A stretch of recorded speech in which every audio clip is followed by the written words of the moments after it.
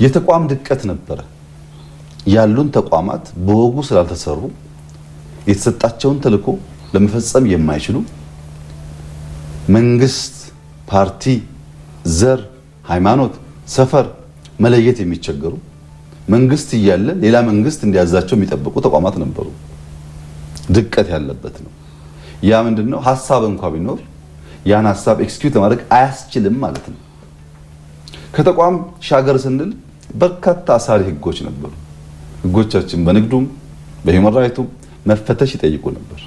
ህጎቹ ሲሰሩ ስሪታቸው አሳሪ ስለነበረ ከዚህ ሁሉ ብሶ ደግሞ ትርክታችን አንተ ቀይና አንተ ጥቁርና አንተ እንደዚህ ነህ የሚል ከፋፋይ በታኝ ትርክ ነው የነበረው ለአመታት የተሰራበት እና ሰው ቁጭ ብሎ በጋራ ለማውጋት እንኳን በዚያ የተሰጠው ክፉ ዘር የራሱን ቢጤ ካላገኘ በስተቀር ለመነጋገር የሚቸገር ነበር።